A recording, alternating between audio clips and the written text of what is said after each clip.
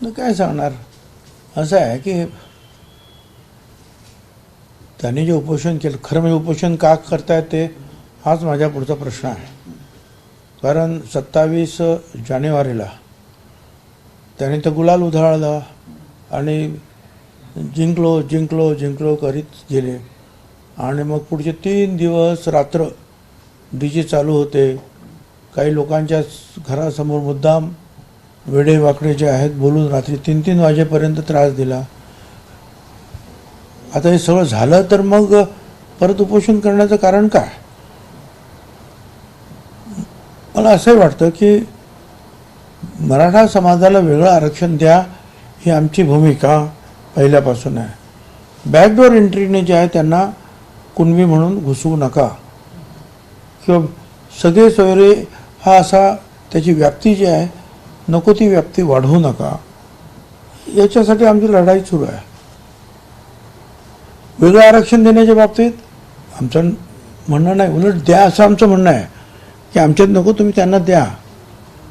म्हणून काँग्रेसचं राज्य असताना, काँग्रेस राष्ट्रवादीचं राज्य असताना, पृथ्वीराज चव्हाण मुख्यमंत्री असताना एक कायदा केला, पण तो म्हणजे राणे समिती तो फेटाळला गेला. फडणवीस मुख्यमंत्री असताना गायकवाड कमिशन तो हायकोर्टात टिकला, पण सुप्रीम कोर्टाने ते नाकारलं. आणि म्हणून त्यातल्या त्रुटी कमी करण्यासाठी शुक्रे समिती आयोग त्याने नेमला. आता तो आयोग कसा वादग्रस्त झाला वगैरे आता ते आणखी ती एक वेगळी, पण तो नेमला म्हणजे ते जुने लोक होते त्यांना एनकेन प्रकारे त्यांनी राजीनामे दिले आणि मग नवीन यांनी तिकडे नेमलं. ठीक आहे. आणि अगदी 15-20 दिवस 15-16 दिवसामध्ये या 2.5 कोटी घरांचं त्यांनी सर्वे केला, सर्वेक्षण केलं असं मी ऐकलेलं आहे. ठीक आहे, तेही काय असेल, परंतु ते सगळं जे आहे आणि क्युरेटिव्ह पिटिशनसाठी 3 न्यायमूर्ती बसलेले आहेत. मग शुक्रे आयोग आणि क्युरेटिव्ह पिटिशनच्या संदर्भातले 3 न्यायमूर्ती जे बसले ते सगळे हे यासाठी बसलेले आहेत, काम करत आहेत की मराठा समाजाला वेगळं आरक्षण कसं दिलं जाईल आणि ते कसं टिकेल. याला आमचा पाठिंबा आहेच. आणि ते सर्वसाधारणपणे असं वाटलं होतं की 15 तारखेला येईल. कदाचित जरांगेंना वाटलं असेल की आता 15 तारखेला येणारच आहे तर मराठा आरक्षण वेगळं मिळणारच आहे, तर आपण 10 तारखेलाच उपोषणाला बसावं, म्हणजे मग थोडं श्रेयसुद्धा मिळू शकतं. तर ती त्यांची समज काही चुकीची नाही आहे. किंवा 10 तारखेला आपण बसलो, 15 तारखेला आरक्षण मिळालं का परत दुसरा गुलाल आणखीन परत आपल्याला उधळता येईल. परंतु ते काम पूर्ण नाही झालं आणि ते आणखी 5-7 दिवस पुढे गेलेला आहे. त्यामुळे आता त्यांच्या तब्येतीचा प्रश्न निर्माण झाला आणि ते आता मग शिवेच द्यायला लागले. म्हणजे मुख्यमंत्र्यांना, 2 उपमुख्यमंत्र्यांनी मला, आणि ते पण आईवरून शिव्या देत आहेत. गल्लीतले लोक शिव्या देतात ना, तशा शिव्या त्या तुमच्या चॅनलने सुद्धा दाखवल्या.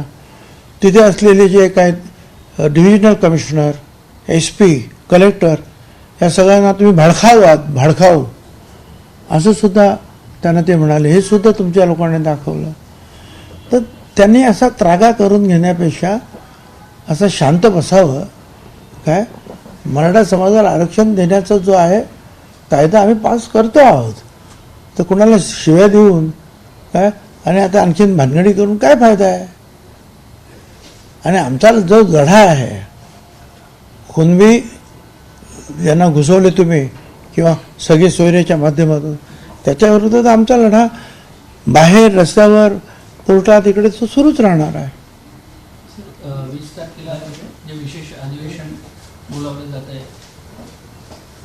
त्यात हे मार्गी लागेल असं दिसतं. एकाच दिवसाचं अधिवेशन आणि एका दिवसामध्ये मार्गी लागेल.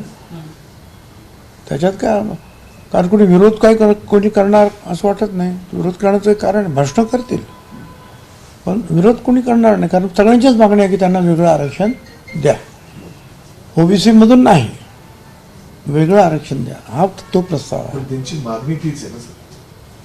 मागणी काय आहे?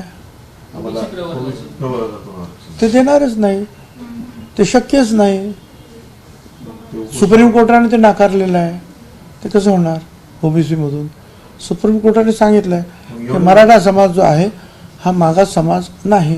मग मुख्यमंत्री जाऊन तेच सांगितलं त्यांना. मुख्यमंत्र्यांनी सांगितले दिलंय आरक्षण म्हणून, आणि गुलाल त्यांनी या नावाने ते जे आहेत, जे काय देतात ते कुणबी सर्टिफिकेट एन केन प्रकरण खरे खोटे दिले जातात आणि त्यातून ते ओबीसी मध्ये एंट्री करतायत.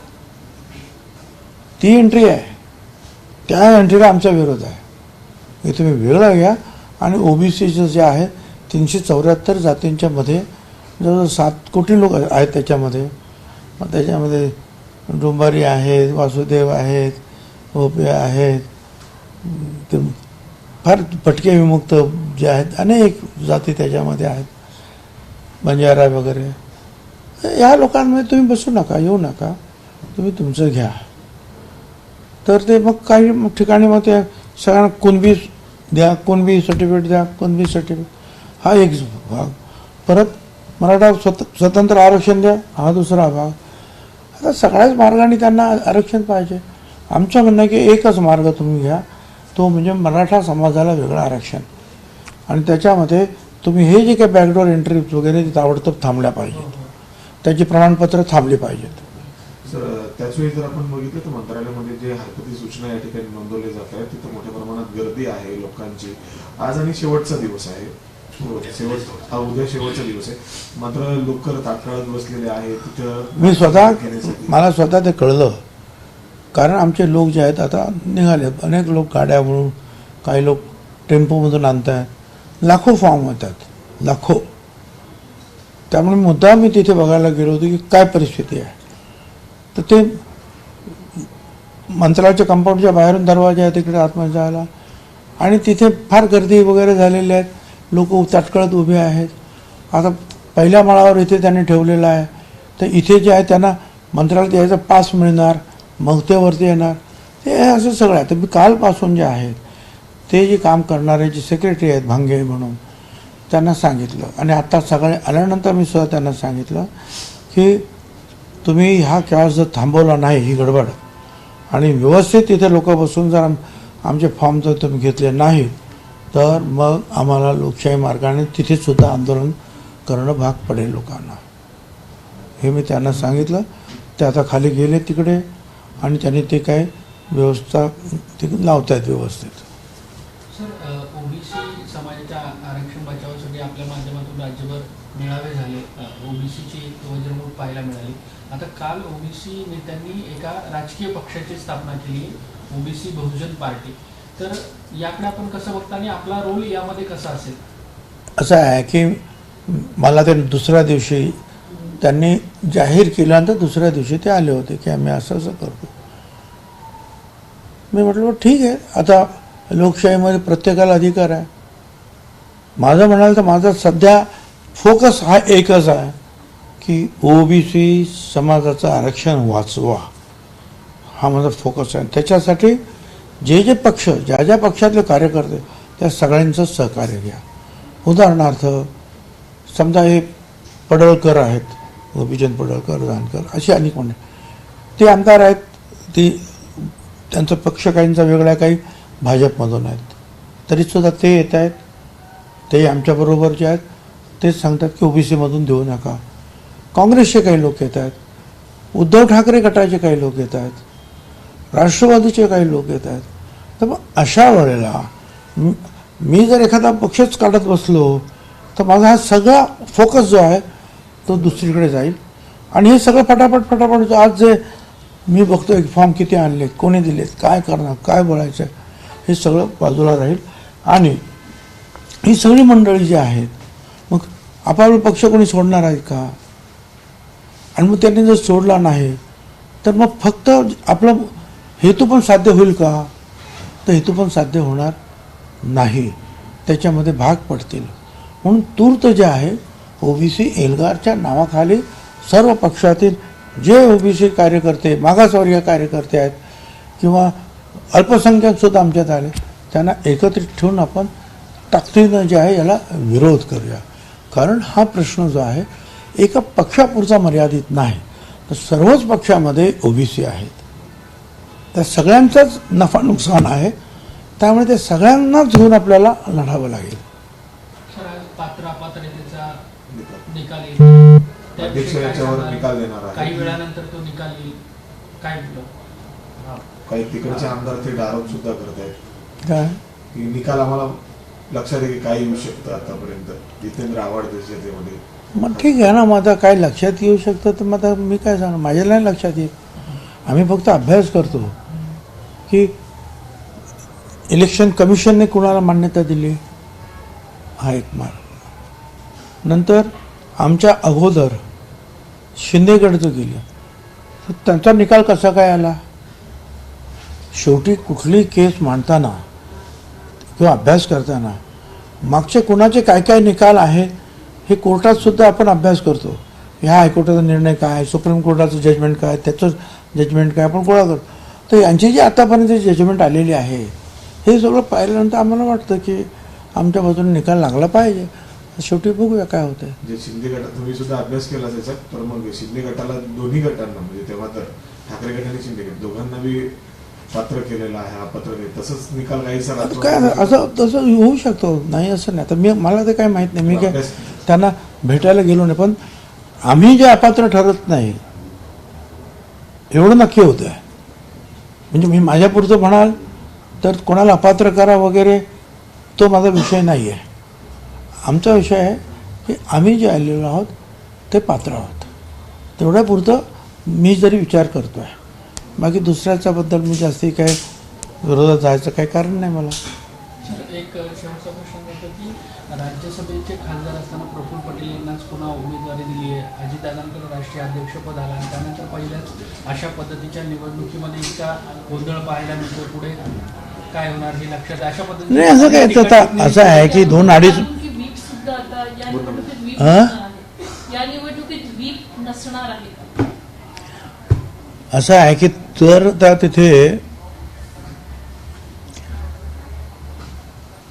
किती आता जागा आहेत, 7, 5, 3, 2, 5, 6 जागा आहेत. 6 जागा आणि 6च उमेदवार आले, मग कशाला व्हीप पाहिजे. मग व्हीपची गरज काय. 6 उमेदवार आणि 6 जागा आल्या तर बिनविरोधच होणार ना. जर निवडणूक होणार असेल तर व्हीप निघेल किंवा नाही निघणार, जे काय असेल ते.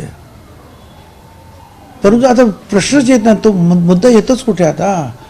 आणि प्रफुल्ल पटेल यांनी सुद्धा जे आहे ठीक आहे, त्यांनी राजीनामा दिला, तर त्यांची जी निवडणूक जी आहे त्यांची जे काही 4-4.5 वर्ष लागली त्याची परत 2 महिन्यात परत निवडणूक येईल, दुसरं कोणतरीच आहे. पण दुसरा एक त्याच्या पाठीमागे मुद्दा असा आहे की त्यांच्या विरुद्ध जे काय अपात्रतेचं परत पत्र दिलेलं आहे तिकडे राज्यसभेत, तो मुद्दा संपला ना. त्याने राजीनामा दिला इकडे, तर त्यासाठीच हा डाव होता. तो मुद्दा संपला. तो डाव कसा आहे, राजकारणामध्ये डाव प्रतिडाव हे चालूच असतात. बरं, त्याच्यामध्ये फरक काहीच पडत नाही. ती सीट आमचीच आहे, फक्त की दुसरा मनुष्य तिथे येईल आणि ही सीट आमचीच आहे. त्याच्यामुळे जे आहे कोणाला तक्रार करण्याचं काही कारण नाही.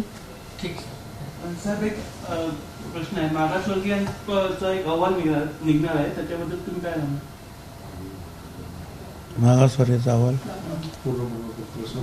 ऑफिसला आलं ऑफिसमध्ये झालं कुठला ते शुक्रे कमिटीचा आयोगाचा अहवाल असेल, तो आयोगाचा अहवाल तो आता यायला पाहिजे. कारण 20 तारखेला अधिवेशन घ्यायचं ठरलंय. त्याच्या अगोदर तो अहवाल मुख्यमंत्र्यांकडे सरकारकडे तो सादर होईल. तो कॅबिनेटमध्ये जो आहे तो येईल, त्याला मंजुरी घेऊन नंतर कायदा पास करण्यासाठी 20 तारखेला विधान परिषदेच्या समोर तो मांडला जाईल. एबीपी माझा, उघडा डोळे बघा नीट.